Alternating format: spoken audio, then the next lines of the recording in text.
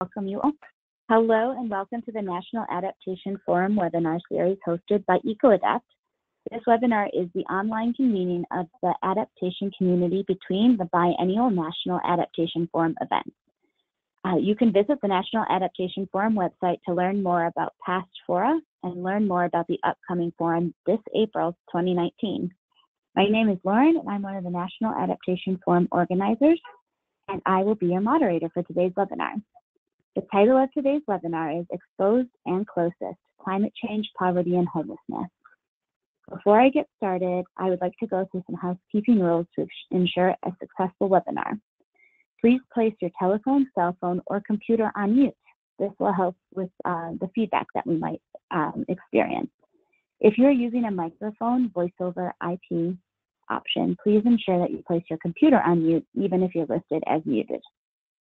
We will have plenty of time after the presentation for questions and answers. Throughout the webinar, you can use the question function to submit questions to presenters. We will do our best to answer all of them. You can also type the questions into the chat box for us to pull from. Please use the chat function to report any technical issues or problems that you might be encountering. We will try our best to help you address any of those problems. The chat function can also be used to communicate between attendees as ways to emphasize a point heard during the presentation. Finally, I wanted to let you know that we will be recording and posting the webinar in the Climate Adaptation Knowledge Exchange website for future viewing. The webinar should be available online next week and can be viewed at cakex.org. Presentations will also be available online as PDFs at EcoAdapt's website, ecoadapt.org/webinars. Molly, could you go to the next slide? Our webinar series is a virtual gathering for the larger adaptation community. However, I would also like to encourage those interested and able to attend the upcoming 4th National Adaptation Forum. It's just around the corner, April 23rd through 25th in Madison, Wisconsin. The National Adaptation Forum gathers every 2 years to bring together people focused on adapting to climate change. It provides a space for the adaptation community to foster knowledge exchange, innovation, and mutual support for a better tomorrow. You can visit the registration link, which I will pop in the chat box, to learn more. And without further ado, we will move on to the webinar. I am pleased to introduce our panelists for today's webinar. First up, we will have Tiny, aka Lisa Gray Garcia. She is a formerly unhoused, incarcerated poverty scholar, revolutionary journalist, lecturer, poet, visionary teacher, and single mama. She is the daughter of a houseless, disabled mama and the co-founder of Poor magazine. I'm so sorry, Tiny Prensa, Pobre, the Poor News Network. With her mama Dee, she co-founded Escuela de la Gente, the People School, a poor and indigenous people-led school, as well as several cultural projects such as the poorest project, co-founded with Leroy Moore, Welfare Queens, the Theater of the Poor, the Hotel Voices, to name a few. She is the author of Criminal of Poverty, Growing Up Homeless in America, the co-editor of A Decolonizer's Guide to a Humble Revolution, born and raised in Frisco, and her second book, Poverty Scholarship, Poor People Theory, Arts, Words, and Tears Across Mama Earth, A People's Text, will be released in 2018 or 2019. In 2011, she co-launched the Homelessness Project, a landless people's self-determined land liberation movement in the indigenous territories known as Deep East Oakland, and co-founded a liberation school for children, Decolonize Academy. In 2016, Tiny launched the Stolen Land Hoarded Resources Tours through Turtle Island with First Nation leaders, and followed Poverty Scholars, where poor people tour rich neighborhoods across the U.S. and knock on doors humbly asking that wealth hoarders redistribute their hoarded money and assets. The tour is loosely based on the Bahodan movement of India, launched by Vinoba Bhav, who walked through India asking wealthy landowners to gift their land to landless people. And we also have Dr. Faye who is a climate equity lead at ICLEI USA, bringing 9+ years of social justice and community organizing experience to manage partnerships with local environmental justice organizations in California and provide technical assistance to local governments. They co-lead the 2017 ICLEI 350.org community delegation to COP23 and served on the Equity Advisory Committee and the track lead for the 2018 California Adaptation Forum. Faye's environmental science background grounds their technical support and training curriculum development around climate action planning, adaptation, greenhouse gas inventory, and renewable energy. Faye manages California's statewide energy efficiency collaborative, climate action planning technical assistance, and is the advisor for the Soul Smart program. Before joining ICLEI, Faye worked with the city of Emeryville in California on developing the Climate Action Plan 2.0. Faye's interdisciplinary background includes climate and food justice research, substantial ecological field research in Costa Rica, Tibet, and Australia, and community organizing and art with various anti-racist and anti-imperialist queer, trans, people of color organizations in Australia and the Bay Area. Faye holds a PhD from the University of Melbourne in Australia with a dissertation on the feasibility of wastewater reuse for agricultural irrigation and a BA in biochemistry with honors from Wellesley College. And now I will pass it over to our panelists. Thanks so much for joining us today. All right, thanks for that introduction. This is Faye, so I'll do the first little bit. Next slide, please. So as mentioned, I'll do just the framing of why we're talking about this, and then we'll pass it over to Tiny for a poem and land acknowledgement, and then we'll show some videos, and then I'll dive into a little bit more specifically about the campfire wildfire in Paradise as a case study, and then pass it back over to Tiny to talk about Poor Magazine and the work that they've done. So next slide, please. So we're talking about this really because there's a need for a more holistic conversation about climate and how we approach this work with frontline communities. The unhoused are always left out of the conversation, cast aside as seen as low priority, even though people on the street are already living in very harsh conditions with minimal resources, without access to air conditioning, water, shade, shelter. And climate change is really going to exacerbate these challenges with really catastrophic results for people, leading to fatalities this past winter from extreme winter storms to people being washed away from flash floods. So this is really a matter of life and death for people. But they haven't really been included in the conversation. They're often invisibilized, and even when they are included, it's very much from a lens of us coming in to tell them what they need because we think that they don't have any agency. So this is a very problematic lens to this work, and we really want to be flipping that approach to hearing what the people have to say for themselves, at their own stories and their own needs and their own solutions to these problems. So we'll talk. Tony will talk a little bit about that. Next slide. So in thinking about who this impacts, it's a very diverse group of people, including people in deep poverty, people of color, the elderly, queer and trans community, youth, immigrants, undocumented folks, people with disabilities, and people with past incarceration. So there's a number of very different overlapping systems of oppression that can complicate resource access and the amount of paperwork that might be needed. There's also increased criminalization of unhoused folks and poor people in various agencies. Public land and public spaces is very much policed, and it's often just people trying to live their lives and going about their day is seen as a cause for arrest. And kind of the go-to solution oftentimes is just to call the police or other police systems, which very much increases the risk for people either for injury or for death, particularly when there is a mental health crisis that's happening. And mostly because these systems are not set up to deal with those kind of situations with compassion. We also want to name that gentrification displacement is forcing more people out onto the street, even those with jobs or who are in lower middle class. And we see that happening all across the country. And lastly, we want to name that climate crises themselves also creates refugees and migrants, and not just from outside the border, but also within internally as well.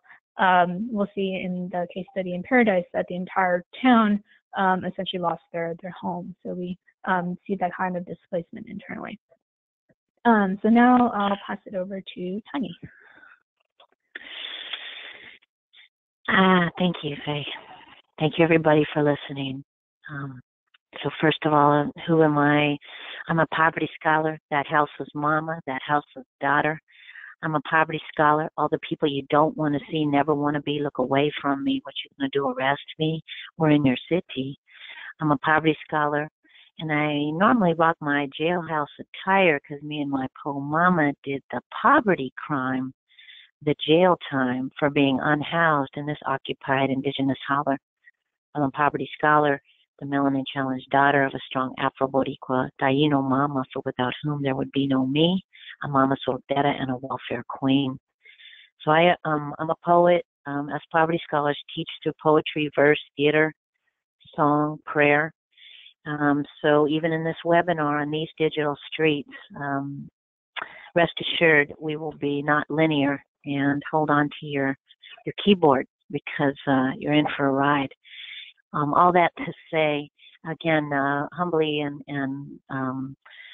in love, appreciating the people who are listening, because voices like mine are the ones that are talked about us without us. And so this is a very important thing. Also, blessings to Faye for infiltrating this space as a scientist and in making sure to insert the voices of people like myself and other scholars we'll be hearing from.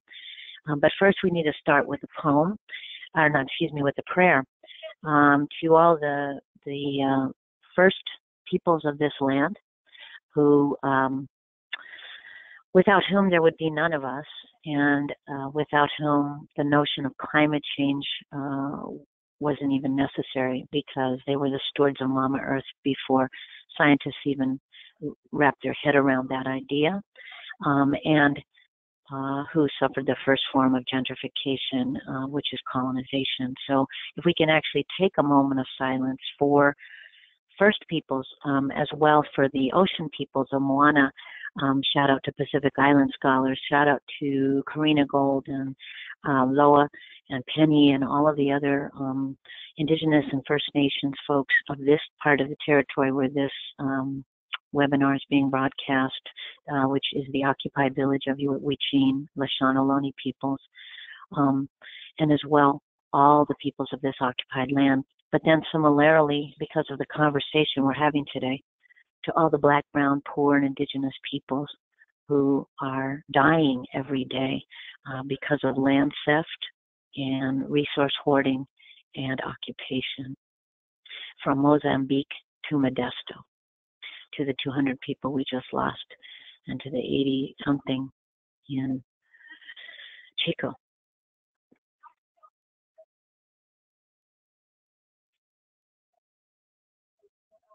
I say a whole umateo. Thank you for that. Thank you for that prayer moment. And you know, again, I do teach through poetry. It's definitely not a linear modality. So one of the things that's really important for me to do at this moment as well is to share with you my words through that poetry, and that people can see one of the poems that I did as a daughter of a mama who was disabled, who was indigenous, on the street, an orphan whose body was violated more than 200 times as a child. She barely made it, and so she ended up unable to continue struggling in the hamster wheel. And when I was 11, we ended up houseless. And this comes from that moment because that didn't end, it sort of continued, as poverty often does for most of our life.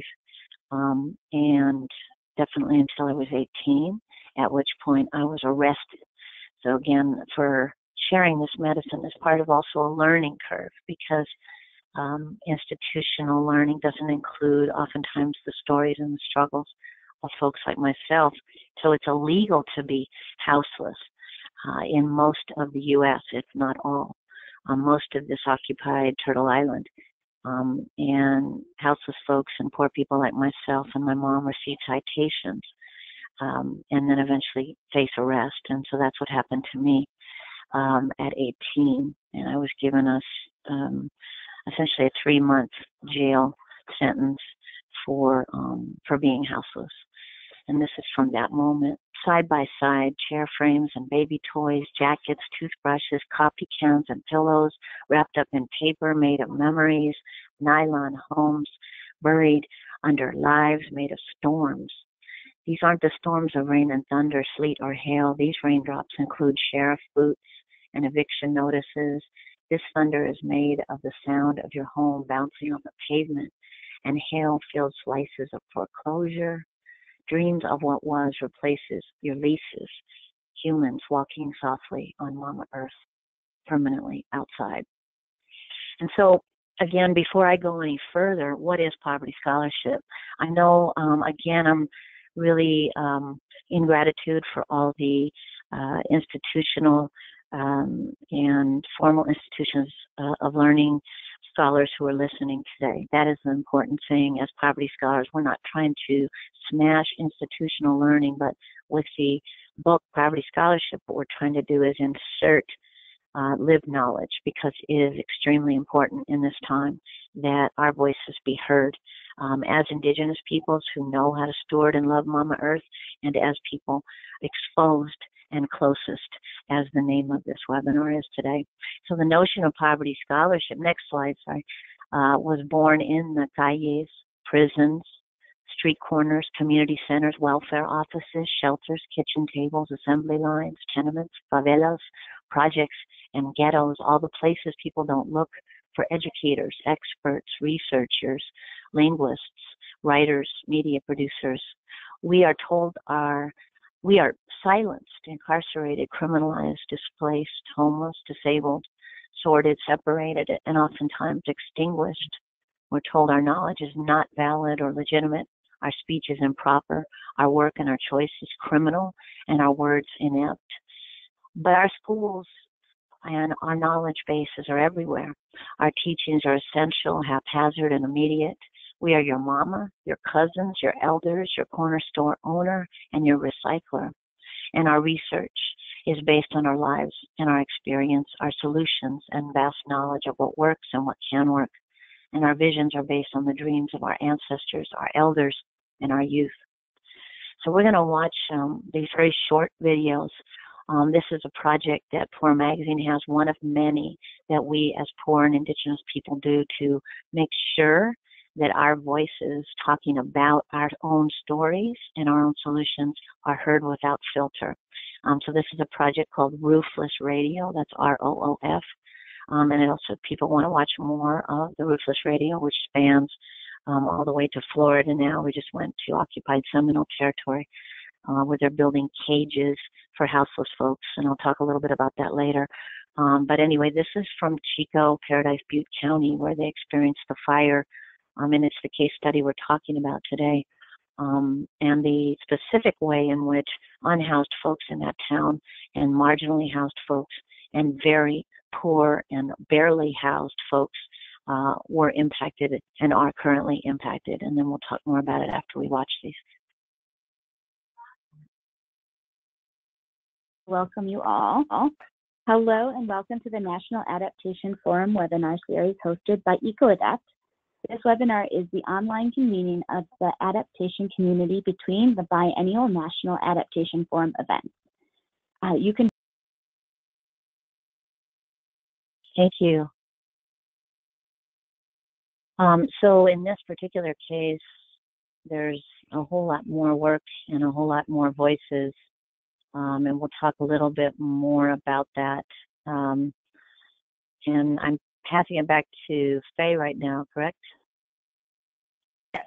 So thanks, Tiny.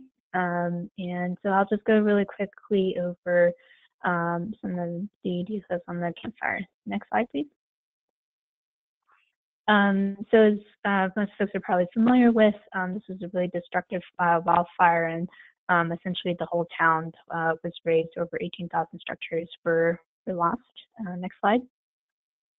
And as mentioned in the video, there were already a crisis with unhoused folks before the fire, and then after the fire, over 26,000 people were displaced in need of housing. So there were a number of makeshift shelters that were created, but a number of them were facing the pressure to leave after a while, and services were very much overwhelmed. And there were particularly institutional barriers for undocumented and formerly incarcerated folks to get access to resources due to unfamiliarity with the different agencies, lack of English proficiency, or just fear of the enforcement. So there's a number of people who weren't able to get their basic needs met. Next slide.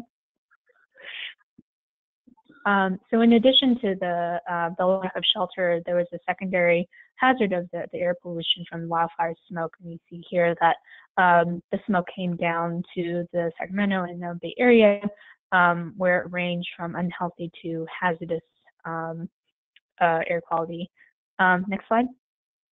So there is a number of different health impacts from this, which can cause risks to asthma, diabetes, lung disease, heart disease, as well as the toxic materials that were being burnt themselves from the buildings, the cars, and other urban substances that you wouldn't normally get from like just a forest fire, but because this was an urban area, you get that extra layer of hazard. And so in areas such as the Bay Area, which was seeing air quality index of over 200, breathing without a mask corresponded to having 10 cigarettes a day. So if you're seeing that kind of condition, only 2 weeks, it can add to the health impacts.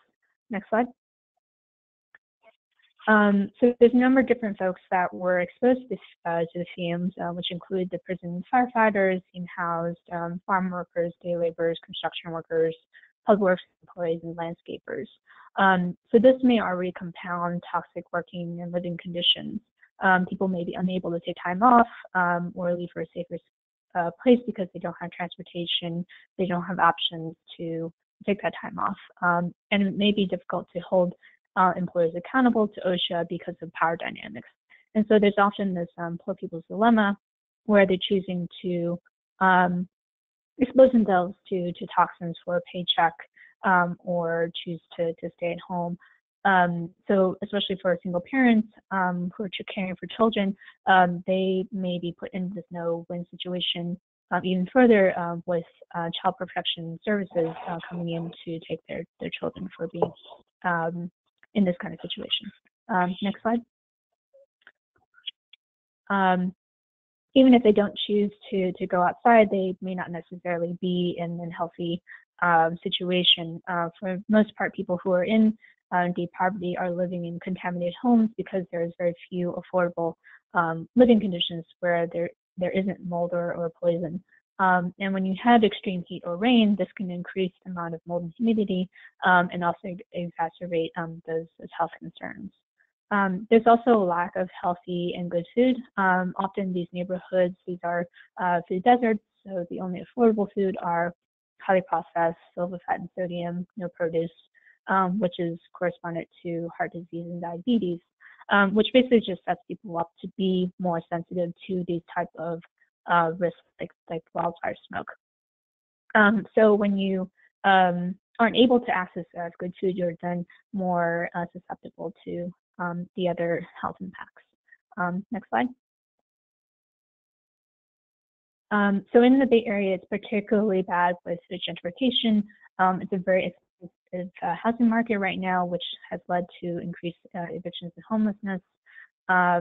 The recent studies showed that there's over 25,000 people without stable housing here in the Bay Area, and many of them are over 50, which makes them even more vulnerable to things like wildfire smoke. There are grassroots groups that are providing masks and aid. So this is something that agencies should be thinking about, and how to help grassroots groups and how to help emulate that kind of effort to support these folks. Next slide. So I want to switch gears just a little bit and think about rebuilding. Immigrants do make up the majority of second responders to crises in construction and day laborers, caretakers, but there are a number of things that we should be thinking about in terms of their well-being.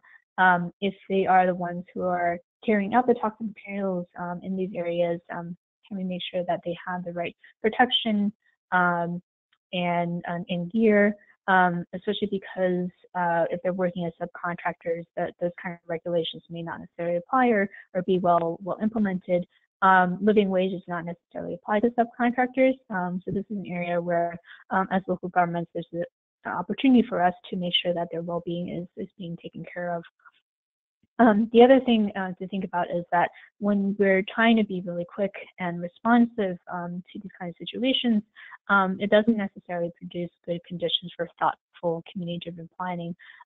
This is really an opportunity to rebuild something that's better than what we had before, because what we had before was still really unjust and people living in really bad conditions. So this is an opportunity to do something better, but we need to do it in a thoughtful way, not just try and do what we had before. Next slide. So when we're thinking about that, that can include fair housing that's not segregated or dilapidated, not just for those who lost their homes, but also for those who didn't have them before. Having fair jobs and wages for the people who are building that infrastructure. So we should be bringing those immigrant workers to the table and making sure that they have their voices and the needs heard.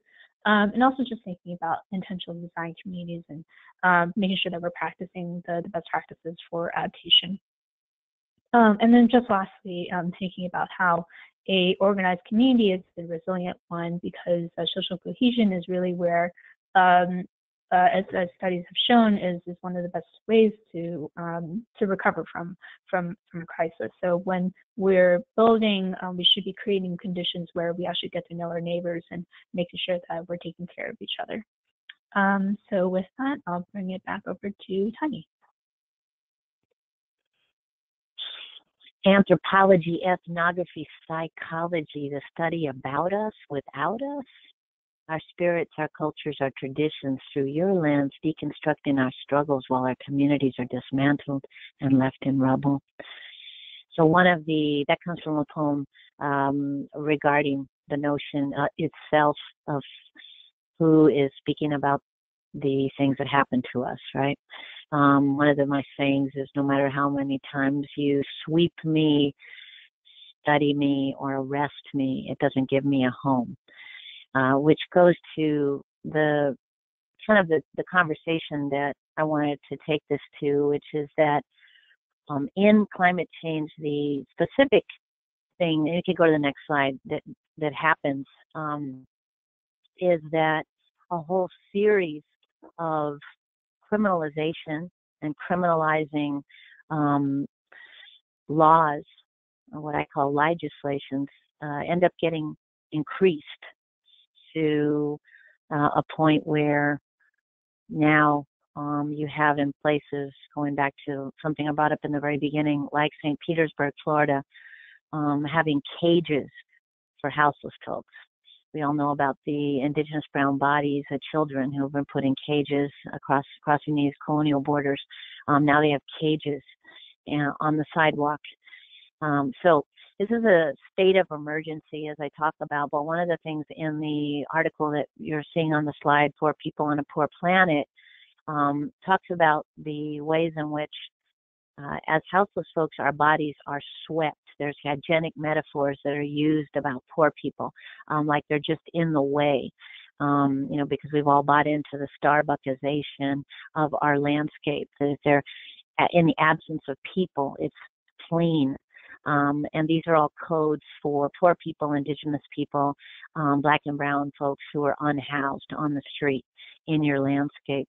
And so what happens is that in climate crisis or Mama Earth destruction or climate change, you have communities already under attack, like in the case of Shannon Marie Bigley, who is a 32-year-old woman who was killed by a Caltrans sweep in Fresno. Well, what the backstory about that is that she was living way out in agricultural region, because in the urban setting, she had been continually arrested and cited for the act of being houseless outside, which happens. And then, what occurred is then she ends up in the agricultural area in a dump, in a landfill, and there were floods in that region. And so she ended up even further out and really basically next to a trash heap under a bridge, like a lot of us folks go, trying to hide. And she was killed by a Caltrans sweeper. Now, again, these things happen already without climate change and Mama Earth destruction. But I also want to bring up the crisis that just happened in Mozambique. I'm sure you all are aware of what happened with the cyclone, and 200 people lifting up their spirits right now in prayer and love. But also that the folks who are living in shacks and who were street vendors, which a lot of us poor people do all over, not just the global South. Me and Mama were street vendors too in the U.S., in this occupied territory. Our livelihood goes away in the climate crisis, so we don't even have a way of surviving. And the death rate rises also in lower areas, right? And oftentimes when it was related to water. So there's these specific ways in which our lives and our bodies are already criminalized, and which those become even more dangerous in these times of climate crisis. Next slide, please. So one of the things that we do is what we said is we create our own research. We call it WeSearch. And by the way, again, intellectual property is only property us poor people have. So if you use any of these terms, please cite the book, Poverty Scholarship, Poor People-Led Theory, Art, Words, and Tears Across Mama Earth. It's also available on Poor Press, and it will be available. Also, it's on Amazon and AK Press. But that said, these are terms that we came up with because these are things in which ways we talk to each other. And the idea of research is that we can actually study our own lives while we're living it. And we have we don't need a filter of a $100,000 endowment to fund us. We could actually use those resources to build housing. How about that?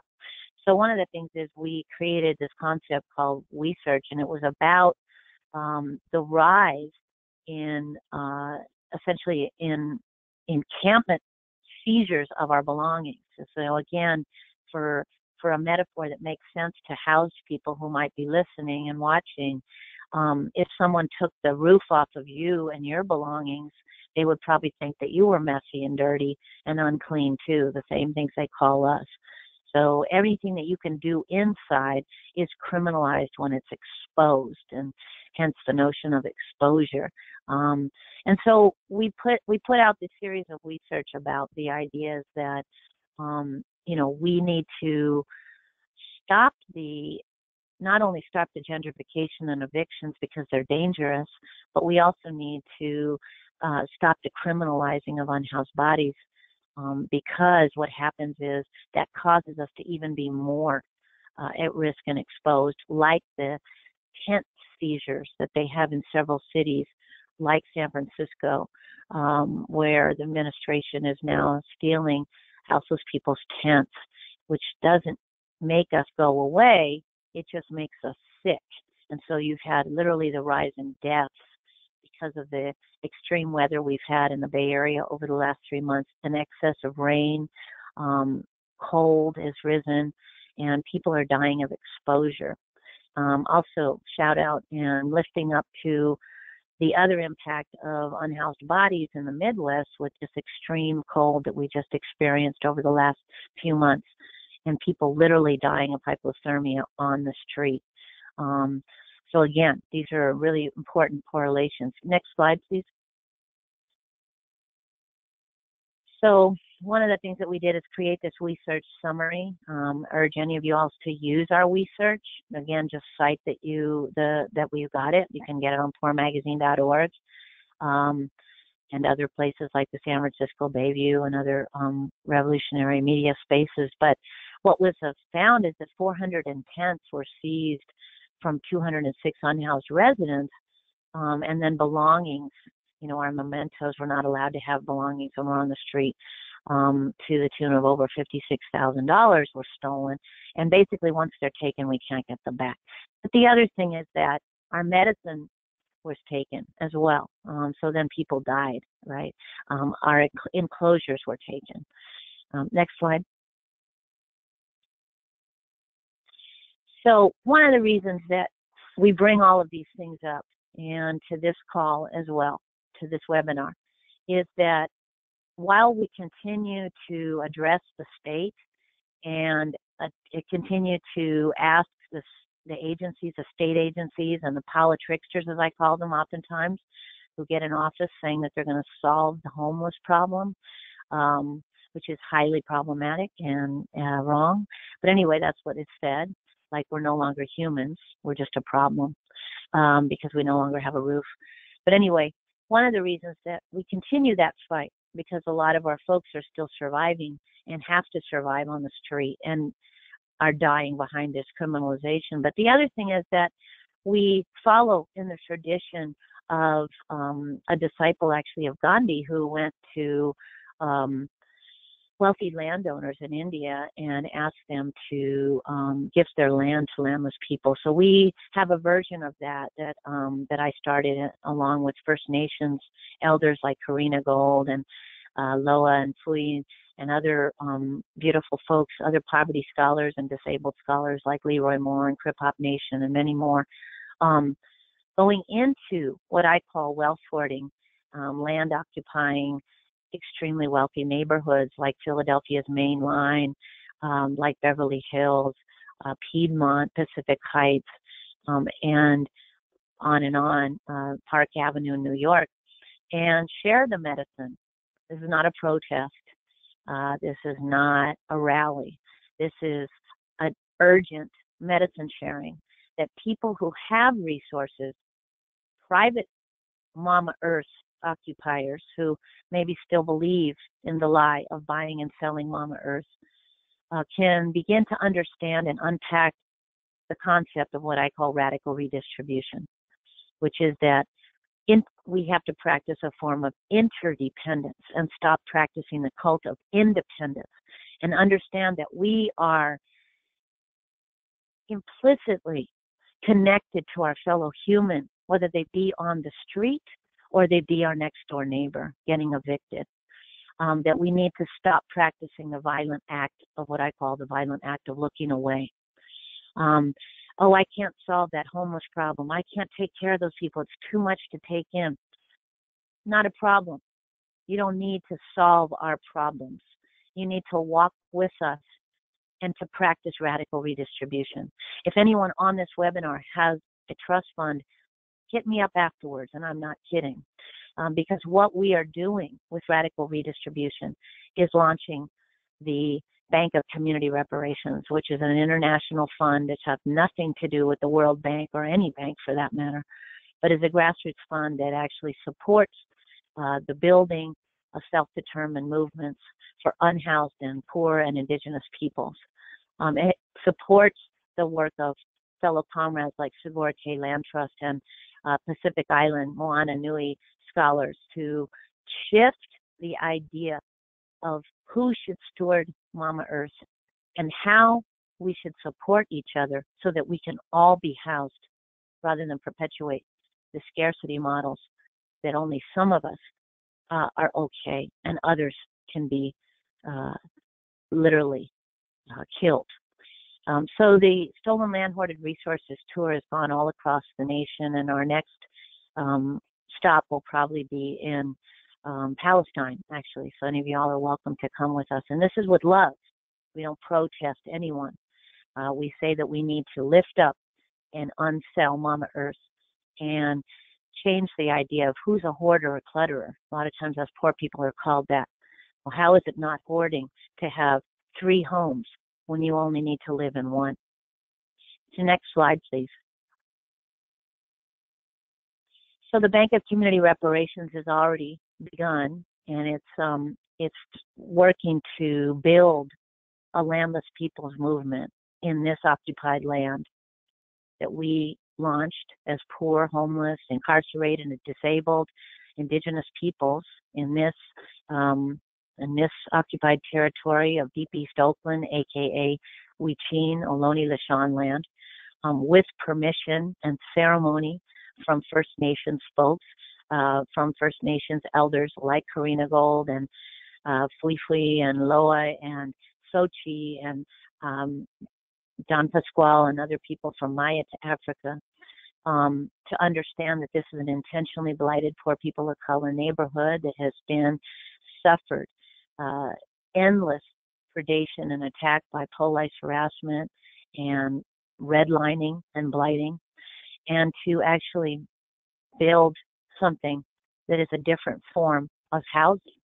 So we're actually building housing with what we call community reparations, which is folks with race and class and formal education privilege radically redistributing trust funds or excess resources, and sometimes those don't even have to be dollars, like our architect, Bob Tice, who donated pro bono $25,000 worth of his time so that we could even submit architect plans to the city of Oakland, like other folks who happen to know somebody who knows somebody who knows somebody who's an engineer, like Joe Igber, who donated his engineering time so that he could sign off on the paperwork. We're doing it within the settler colonial guidelines so that they can never take it away from us. We don't squat spaces, and no disrespect to anybody does. We love anything that reshapes the narrative on Mama Earth occupation, but it's not our project. Our project is to actually build a self-determined landless peoples movement that will be here forever. And that spiritually and legally we will be unselling this small piece of Mama Earth. And so again, it's based on community reparations, and we're halfway built.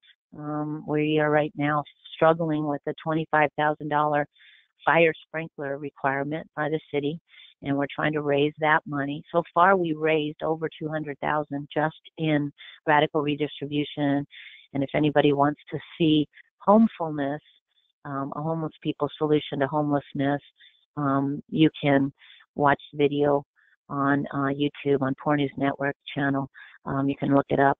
Again, it's with 1L, homefulness. And anyway, so we have a liberation school called Decolonize Academy, a radio station, PNNKEXU. We have a community garden that actually feeds the whole community, and a healing center. And we're halfway built. So the Bank of Community Reparations helps build that, as well as a homefulness that we were now invited and asked to build in Chico, Paradise Butte County, by folks down there.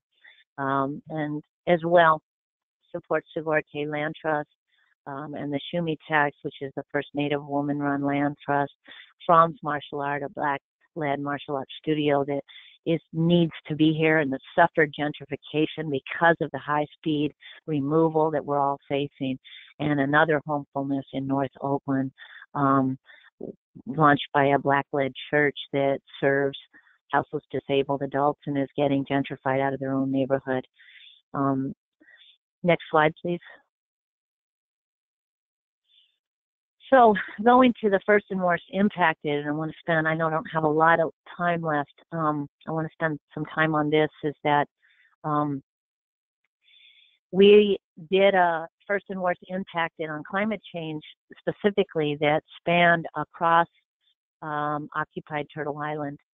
And what we discovered, of course, from each other, The researchers were all folks who are currently on the street, in encampments, sleeping in our cars, tents, sleeping bags, on coastlines or in lean-tos.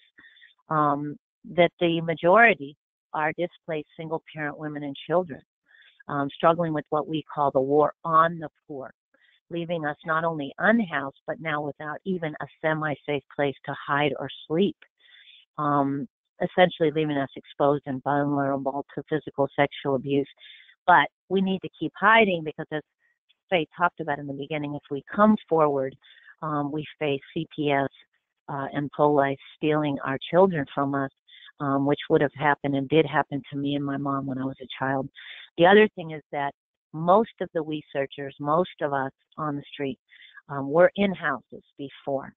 But now, because gentrification is all over the globe, we, and specifically in the neighborhoods that we looked at, now we don't even have the ability to get back in our homes. That we're dying, like I talked about before, once we're outside in extremely high numbers. And that also, essentially, the livable buildings are no longer livable because the landlords, as Faye talked about in the beginning, don't even think that they need to improve the conditions of poor people housing, where a lot of migrante, indigenous, brown and black people live because they can't live anywhere else, and oftentimes because of not having documents, paperwork, IDs, quote-unquote credit checks, all of these things that you need to get inside. So again, we need to implement interdependence and liberate indigenous land bases and water forms off the speculative market so we can build models like Homefulness. Other models to lift up and that are more specific are things like what just happened in Buena Vista Horace Mann Middle School in San Francisco, where a public school, the parents in the school opened their auditorium to house the houseless families who went to their school. As well, first they came for the homeless, which is a poor people-led movement in Berkeley, where they have now made it illegal to park while houseless. In Berkeley, yes, I did say Berkeley, California. And there's many more. Next slide, please. So I don't know what our time is like. I know we're running out of time. Am I right? Yeah, we have about 6 minutes. Should we leave it? Are there any questions? Otherwise, I can just finish this. If you want to ask. We have two questions right now. So if you can get through that really quickly, we could go on to questions. Okay. Just what is Homefulness? I mean, it's actual buildings, so that's on the slide there. You can, again, look online to find out more about it. We do come to university schools, neighborhoods to teach on poverty scholarship and homefulness. Our goal with the book is to share that medicine with as many poor communities and resource having communities as possible so that we can build as many homefulnesses as possible. And it's always determined by the community, not by us. We just humbly share this medicine as far as we can.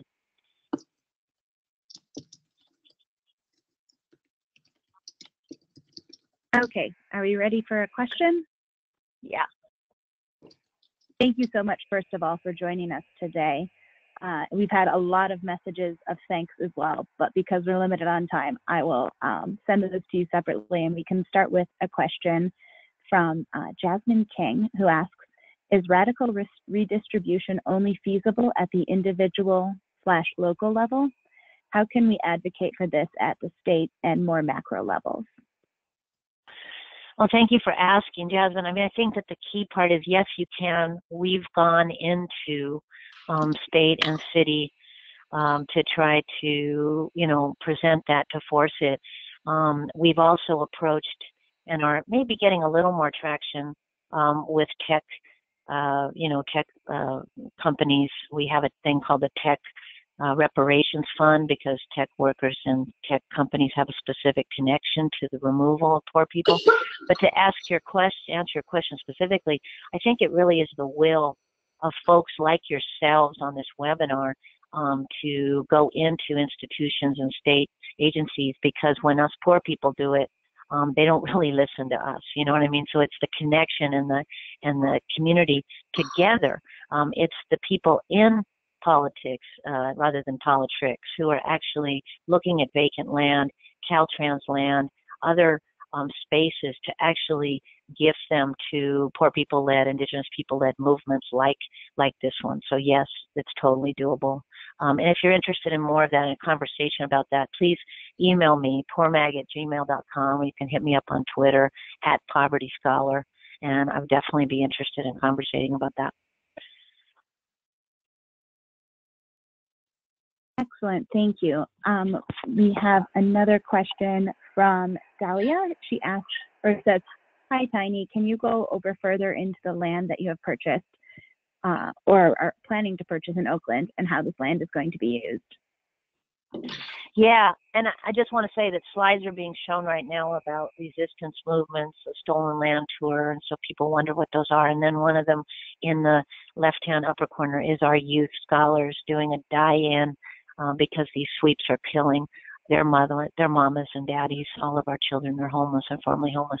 As far as this land here, this small piece of Mama Earth at 8032 Black Arthur in Deep East Huichin, Oakland, we were able to purchase it in completely. We don't go into debt as poor people because we've been killed by debt.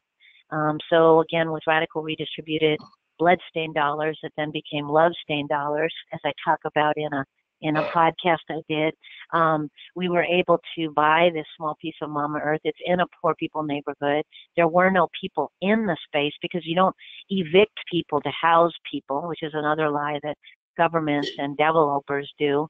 But it was a vacant land, and we purchased it flat with cash that was redistributed through the Solidarity family, something I haven't talked about so far, but after we do our teachings at People School, we do a degentrification, decolonization seminar, such as the one that Faye actually was part of, the scientist who invited me. We teach folks with different forms of privilege about this notion. We'll come out to your area. We're going to Columbia next week, actually, to teach that. But anyway, then they formed this thing called the Solidarity family. And that's open to other folks with race and class privilege who want to take part in the Solidarity family. Again, if you email me, I'll connect you up with that. And there are folks all across Mother Earth who are kind of like the Comité Apoyo of the Zapatistas in Chiapas. And what they do is actually help to organize each other, to help their own mothers and fathers and ancestors and communities reparate, to stop moving in white supremacist ways, to stop moving in land hoarding and land occupying, to start understanding that land stewarding needs to be led first by First Nations and Pacific Island scholars, and actually that the impacted peoples need to speak for themselves. In this particular case, when we say spiritually and legally taking this off the speculative market, Mama Earth is considered a commodity. We have to stop buying and selling her. I did a series of podcasts. You can find them on Spreaker, but one of them is unselling and unbuying Mama Earth. One of the things is that we've all been lied to in that way. We have to take her off the commodities market if we're going to change the narrative on gentrification, displacement, and homelessness. And so all that to say, we're doing that in this small piece of Mama Earth with a manifesto, a declaration of interdependence that we all created. These are things we talk about in the book. These are medicines that we share with other folks who want to start it. And legally, because we live in the settler colonial laws, right? So we have to work within that. And one of the ways we figured it out through some lawyers, and we have to get more help in that direction. We don't have a lawyer. Is that we have to create a whole other entity so that this land can never be bought and sold. I hope that answers your question, but we can talk more. Thank you so much, Tiny. I think now that we're at 4:30/1:30, we should finish up for today, but we can send out these questions to Tiny and Faye, and we can have those answers in the webinar recording email that we send out later. Tiny or Faye, do you want to close with any thoughts? Faye, do you want to start? Do you want to say anything? No, I'm just glad that everybody attended today, and thanks for listening.